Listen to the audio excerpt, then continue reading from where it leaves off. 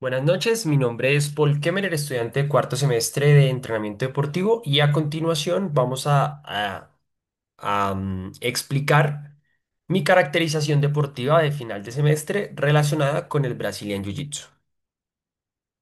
Entonces voy a em, compartir pantalla, regálenme un segundo.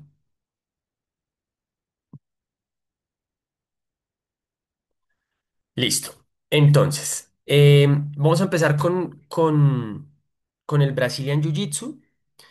Empecemos, vamos primero a hablar del deporte, de la historia. El Brazilian Jiu-Jitsu, sus fundamentos nacen en el siglo XV, en la época samurái, en donde el sistema tradicional de lucha hacía que las armaduras de los samuráis fueran muy resistentes, por lo que tuvieron que implementar un sistema de combate cuerpo a cuerpo que permitiera luxar articulaciones y ser contundente al momento de enfrentarse con otro oponente. De esas bases nace el judo con Jigoro Kano y uno de sus alumnos es Misuyo Maeda, quien recorre el mundo haciendo combates, demostrando lo eficaz del judo y llega a Brasil. En Brasil conoce a Gastado Grace y en agradecimiento por el hospedaje pues le enseña el judo. Em, Él tiene una descendencia que se llama Carlos Grace y él empieza a adaptar el sistema de lucha que tenía el judo, pero priorizando la técnica sobre la fuerza. De ahí nace el jiu-jitsu más o menos para 1930. El jiu-jitsu sigue avanzando, se crea la Federación Mundial del Jiu-Jitsu y toma relevancia para mediados del 1993 en los primeros UFCs, en donde Royce Grace tiene su primer torneo, el primer UFC, en donde participa con diferentes personas de todos los tipos, de todos los calibres, de todas las estaturas, diferentes luchas durante la misma noche sin reglas. Y él se hace campeón en ese primer certamen, mostrando la, la contundencia de Jiu-Jitsu. Actualmente el jiu-jitsu se ha proliferado y en gran parte es por su eficiencia al momento de la lucha cuerpo a cuerpo y la eficacia en la defensa personal. En sus generalidades, pues es un deporte de lucha, es un deporte de un contrincante directo, es un deporte acíclico, prioriza la técnica sobre la fuerza, prioriza los agarres, y es un arte marcial que ayuda a mejorar el autoestima y la resiliencia. En cuanto ya al deporte como tal, tenemos al luchador y el luchador en el deporte puede ejercer dos roles, bien sea el del guardiero, bien sea el de pasador, que lo vamos a profundizar más adelante.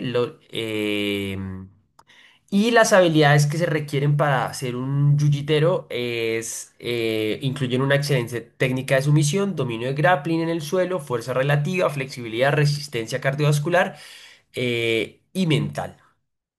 Citamos a el estudio realizado en el 2014, donde nos basamos en las próximas slides para descubrir el somatotipo de la persona, del luchador.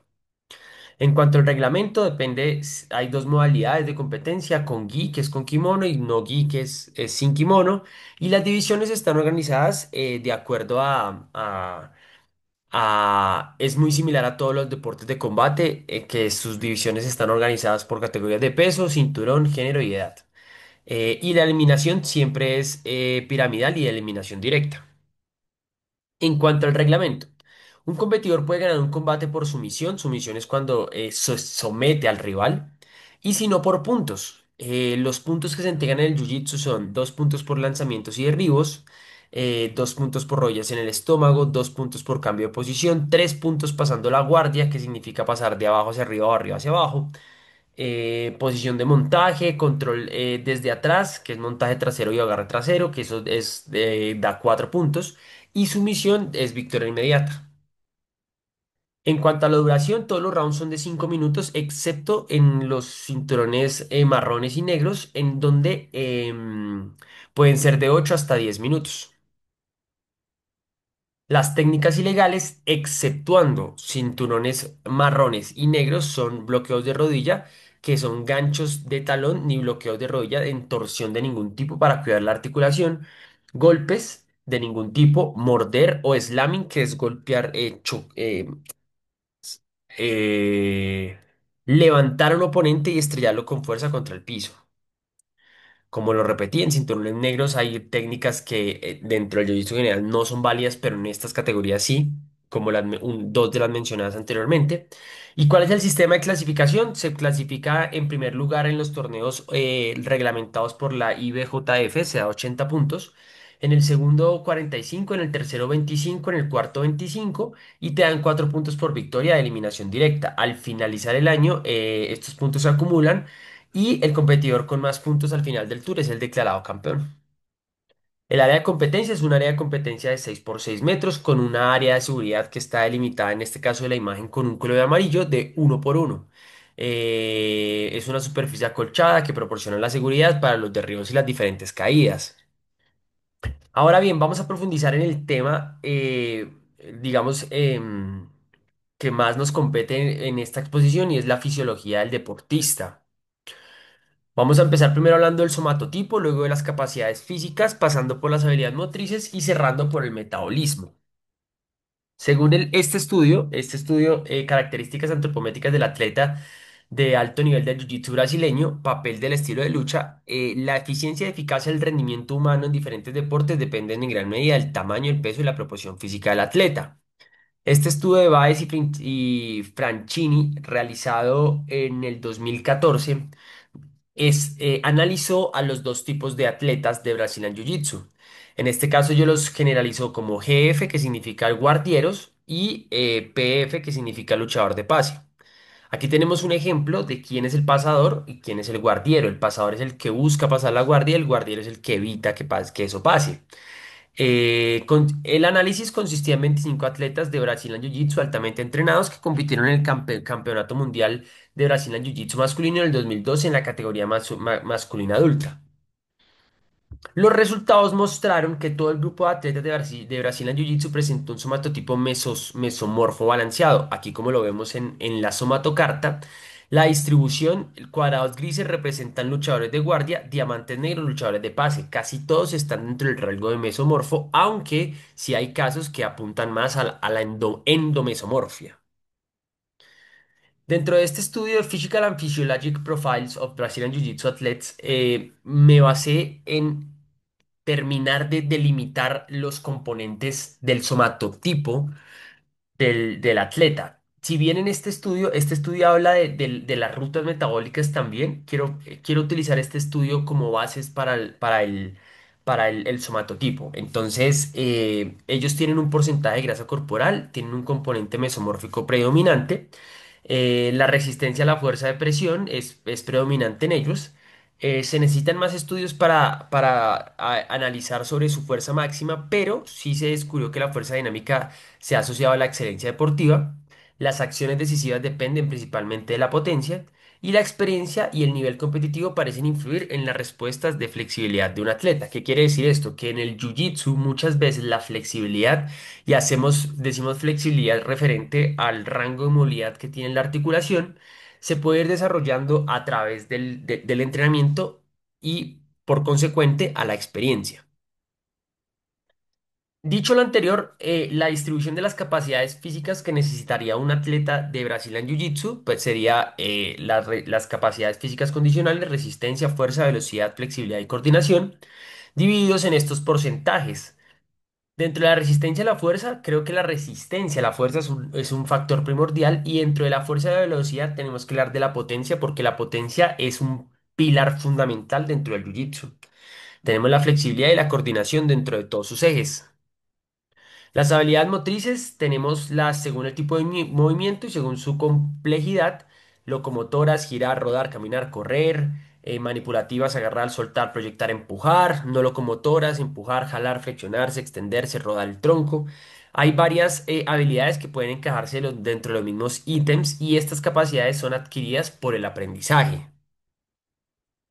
Entonces, Me atrevería a sintetizar, y esto ya desde una perspectiva propia, que las capacidades físicas representan el 40% del atleta, el 50% de las capacidades técnicas y el 10% de las capacidades fisiológicas. ¿Por qué priorizo la técnica sobre la fuerza? Porque ese es un pilar del jiu-jitsu, que la fuerza, que la técnica está por encima de la fuerza.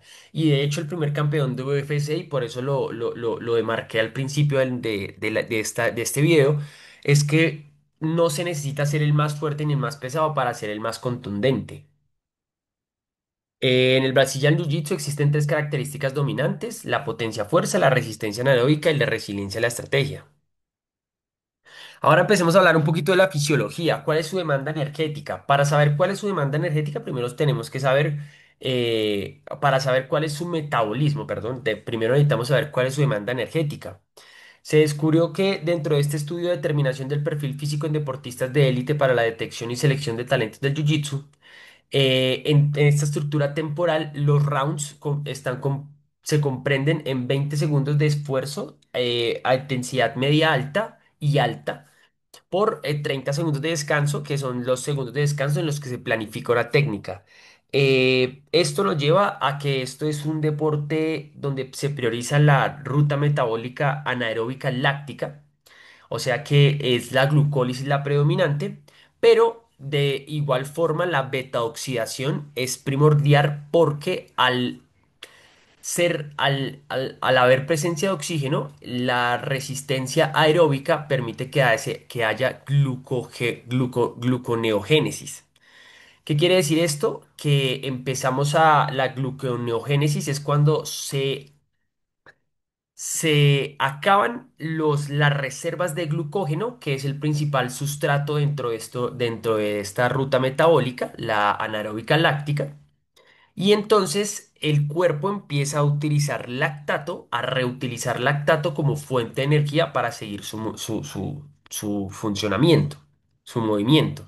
Entonces, aunque sea un deporte anaeróbico, la capacidad aeróbica va a favorecer a que el atleta en estos breves tiempos de descanso pueda reutilizar fuentes de energía como el lactato una vez agotado el glucógeno de los músculos. Entonces sí es importante trabajar las dos capacidades, tanto la aeróbica como la anaeróbica. De hecho, aquí lo dice que según en un estudio podemos interpretar que el jiu-jitsu es un deporte con esfuerzos acíclicos bajo un sistema de obtención energética por vías anaeróbicas lácticas a través de la oxidación glucolítica del sarcoplasmática. ¿Qué quiere decir esto? Cuando hablamos de oxidación, hablamos la pérdida de electrones en presencia de oxígeno, eh, refiriéndose a una resistencia de media duración 2 o láctica extensiva. Y cuando hacemos de oxidación glucolítica, quiere decir la pérdida de electrones en el sarcoplasma del músculo. El metabolismo, ¿qué quiere en Jiu-Jitsu? A grandes rasgos, es una serie de esfuerzos supramaximales intercalados por instantes de recuperación, donde se realiza una ondulación entre actividades de media a corta duración, breves intervalos donde no hay suficiente tiempo para resintetizar el ATP por vías aeróbicas y por lo tanto el metabolismo energético se obtiene en su mayoría por vías anaeróbicas lácticas. La fisiología, pues este es si es su metabolismo, si este es su metabolismo, que es la glucólisis, su sustrato es la glucosa. ¿Y cómo funciona? Esta imagen nos muestra que la glucosa entra al cuerpo y se el ATP eh, favorece a que a la fosforilación, que es agregar un fósforo un grupo de fósforos a una molécula para convertirlo en glucosa 6 fosfato, que luego, gracias al a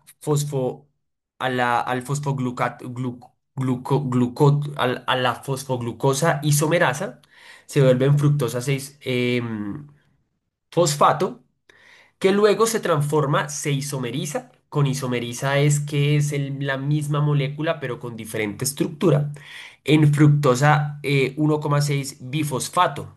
aquí hay una lisis que se rompe esa molécula formando eh, driodroxilato, driodoxilato y gliceraldeato 6-fosfato.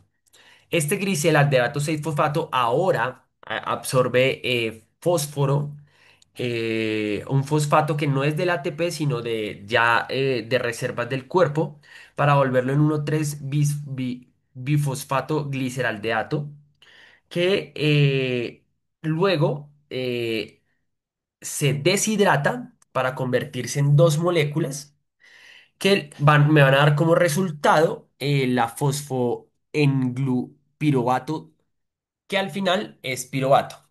El lactato se convierte en piruvato. Perdón, el piruvato se convierte en lactato. Y para hablar del dopaje, pues tenemos este caso que ya lo hemos hablado en nuestras redes sociales, donde el campeón de 7 veces mundial, Gordon Ryan, denunció a Nick Rodríguez por dopaje no químico, porque él se engrasó el cuerpo. Sin embargo, tiempo posterior, Gordon Ryan dio positivo para esteroides anabólicos androgénicos. Y a raíz de eso, la Organización Mundial de Jiu-Jitsu al principio estaba en contra del uso de esteroides y estaba a favor de las normas de la AMA, de la Asociación Mundial Antidopaje, pero sí, desde que sus campeones y sus principales referentes empezaron a dar positivo, retiraron estas condiciones. Entonces, Gordon Ryan dio positivo para ostarina, que es un modulador selectivo del receptor de andrógenos. ¿Qué quiere decir esto? Que favorece al crecimiento muscular y al bajo tejido adiposo. Efectivamente está dentro del listado en la AMA y la detección pueden ser identificados principalmente en cromatografías combinadas con la espectrometría de masas. ¿Qué pasó? Que al principio la IBF estaba en desacuerdo, estaba acuerdo con las reglas de la AMA, pero en 2013 abolió sus protocolos, justamente por lo mencionado anteriormente. Entonces queda ahí la duda si en la Organización Mundial hay pruebas antidopaje o no. Parece que no. Lo, Nosotros en el salón hicimos algo similar, hicimos inmunocromatografía, que no es con el mismo sistema con el que se hizo el de Gordon Ryan, donde separa gases a través de tejidos o desechos, sino que nosotros lo hicimos en el salón a través de esta prueba que es económica, sencilla y rápida y se practicó con el fin de identificar sustancias de uso recreativo en los deportistas. En el caso que nosotros estudiamos dio negativo. Entonces hay una discusión sociológica porque mientras Gordon Ryan dice que él tuvo un dopaje no químico, pues el Nick Rodríguez dice que efectivamente Gordon Ryan tiene una ventaja física sobre los demás por su uso de dopaje. Y esto nos lleva a preguntarnos cuál es la moralidad relativa del dopaje químico y el dopaje no químico. Entonces, dentro de la clase de sociología, nosotros hablamos de Foucault sobre el poder y dentro del poder habla del biopoder. El biopoder se refiere como una forma de poder que no se limita a prohibir o castigar, sino que gestiona la vida. Las pruebas de dopaje son una herramienta mediante la cual las instituciones deportivas, médicas y científicas controlan el cuerpo del atleta. ¿Y qué relación tiene esto con el dopaje? Que esto encaja con la lógica Foucaultiana del poder que no permite, que no reprime directamente, sino que es vigilado, inducido por conductas normales. Pero ¿cuál es la discusión? Pues ¿qué es normal para la AMA? Entonces las reglas antidopaje las escribe una entidad privada, muchas veces a su conveniencia. Por último, vamos a hablar de la periodización. Yo aquí tenemos como profe los principios pedagógicos y como entrenador los principios biológicos. Todos se tienen que tener en cuenta al momento de periodizar. Aquí sintetizo una frase que un profesor me comentó alguna vez y es yo quiero ser como profesor el mejor entrenador posible. Entonces, se basó en un entrenado, un niño entre los 10 y 13 años en etapa formativa. Para este momento, él está en etapa de iniciación a las habilidades y tareas específicas. Él ya tuvo que haber tenido desarrollado todas las habilidades de movimiento, locomotoras, no locomotoras y manipulativas de una forma eficaz. Y tiene que haber tenido desarrollado las habilidades perceptivas a través de las tareas motrices habituales. Entonces, una vez en los objetivos de nuestro macrociclo, las capacidades físicas, entrenar todas las capacidades físicas, priorizando la fuerza explosiva, porque a raíz de los estudios anteriormente mencionados, pues esa es la característica, una de las características fundamentales, junto con la fuerza isométrica, la potencia, la resistencia anaeróbica láctica y el rango de movilidad articular. Dentro de las capacidades técnicas vamos a priorizar el agarre, soltar, proyectar, empujar, jalar. Y dentro de las tácticas, la resolución de situaciones adversas y la toma de decisiones rápida. Que esto también haría parte dentro de las capacidades psicológicas junto con la resiliencia y disfrutar el proceso. Em, Aquí tenemos un macro realizado en un año, organizado por, si no estoy mal, organizado por... em, ya un momento les digo. Bueno, organizado por más o menos 12 mesociclos, 11 mesociclos, 11 mesociclos, cada mesociclo de 4 microciclos, en donde tenemos la preparación general, preparación específica, periodo competitivo y periodo transitorio o pérdida transitoria de la forma. Aquí tenemos un ejemplo de nuestra preparación física. Vamos a utilizar como ejemplo nuestro segundo mesociclo, en donde posterior a las evaluaciones físicas vamos a trabajar en capacidad de la fuerza isométrica general, la resistencia a la fuerza, una fuerza general entre el 65 y 85% del RM. Este RM, como nosotros trabajamos en niño, no trabajamos con cargas axiales, sino que está organizado por los niveles de volumen tomados en en las pruebas de las evaluaciones físicas. En cuanto a resistencia, seguimos priorizando la resistencia aeróbica porque es importante para que aprendan durante ese tiempo de descanso a, mm, a resintetizar el lactato como fuente de energía una vez agotado el glucógeno. Eh, y vamos a priorizar la resistencia anaeróbica láctica, que es la protagonista dentro de los combates. En cuanto a la velocidad, potencia fosfagénica cíclica, movimientos acíclicos con cambios de dirección y capacidad de glucólisis anaeróbica, trabajo de intensidad media alta por duración de los tiempos de combate. Aquí tenemos un ejemplo de una sesión dentro del segundo mesociclo, la semana 2, en donde, por ejemplo, el lunes era priorizar la fuerza isométrica y nuestra fase central fue carrera de carretillas. Mientras ellos trabajan la estabilidad del core y la fuerza del core, también el que está sosteniendo en carretilla trabaja su fuerza de agarre, el niño. El miércoles vamos a priorizar la resistencia anaeróbica láctica y la resistencia a la fuerza, como con circuitos de arrastrados, que es este ejercicio donde solo muevo los brazos, estoy trabajando el dorsal ancho, estoy trabajando todo el deltoides, estoy trabajando el pectoral y estoy solo utilizando las manos para arrastrarme en un circuito de vallas que durante un tiempo determinado esta resistencia a la fuerza se me va a convertir en resistencia anaeróbica láctica manteniendo ese nivel de esfuerzo. Y por ejemplo el viernes tenemos un juegos de combate.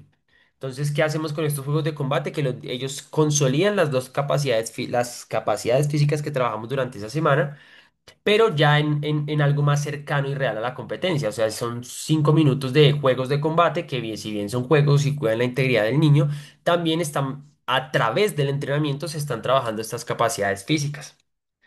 Y por último, las referencias y ya, eso sería todo. Muchísimas gracias por su tiempo y espero nos veamos en una próxima ocasión. Este fue Paul y feliz noche.